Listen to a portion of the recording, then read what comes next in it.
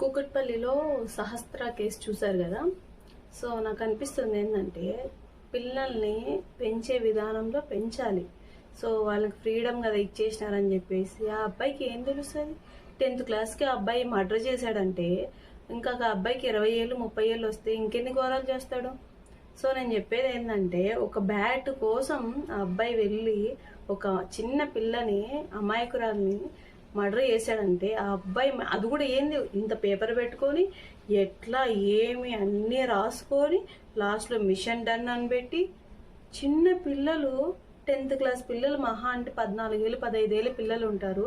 మన ఏజ్ వాళ్ళు ఎట్లున్నారు, మన ఏజ్ వాళ్ళు ఎట్లున్నాం మనము? అసలు మర్డర్లు కాదు కదా, చనిపోయిన వాళ్ళు ఆ పక్క చనిపోయిన వాళ్ళు అంటే కూడా ఈడ భయపడి పరిగెత్తా ఉన్నాం. సో పిల్లలు ఎట్లా తయారైపోయినారంటే ఈ ఉన్నాయి కదా ఆన్లైన్లో చూస్తూ ఉంటారు కదా మర్డర్లు, రోజు రోజుకి కేసులు పెరిగే కొద్దికి, వీడియోస్ ఎక్కువ వచ్చే కొద్దికి కేసులు పెరిగిపోతున్నాయి, మర్డర్లు పెరిగిపోతున్నాయి. 15 ఏళ్ళ పిల్లోడు ఒక చిన్న అమ్మాయిని చంపాడంటే వాడి మైండ్లో ఏమనుకోవాలి? అది కూడా ఒక బ్యాట్ కోసం. నేనైతే బ్యాట్ కోసం అని అనుకోవట్లేదు. వాడు మ్యాక్సిమం వాడు ప్రీ ప్లాన్డ్గానే వెళ్ళాడు. సో సో ఆల్రెడీ అమ్మాయిని చూశాడు కదా, అక్కడ చూశాడు అమ్మాయి ఉందని, నెక్స్ట్ డే లేనప్పుడు రావచ్చు కదా. సో వాడు ఆల్రెడీ అనుకున్నాడు, అనుకొని ఇంట్లోకి వచ్చాడు, వచ్చిన తర్వాత ఆ సొట్టు పెట్టి అమ్మాయిని చంపాడు. సో బ్యాట్ కోసం అని అయితే నేను అనుకోవట్లేదు.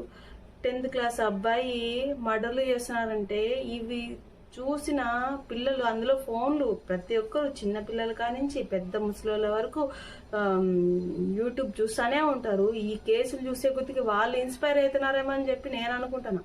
నా ఒపీనియన్ ఏంటంటే ఎవరన్నా ఒక వీడియో వచ్చినప్పుడు, ఒక ఇన్సిడెంట్ జరిగినప్పుడు దాని నుంచి మనకు అవేర్నెస్ రావాలి.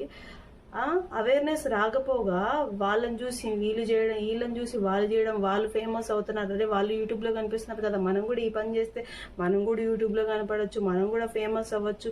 వాడెవడో ఇంకొకడు ఎవడో ఉన్నాడు చూడండి, ఇది ఫేమస్ అవ్వాలా అని చెప్పి సింహం దగ్గర పోయి వీడియోలు తీసుకుంటున్నాడు.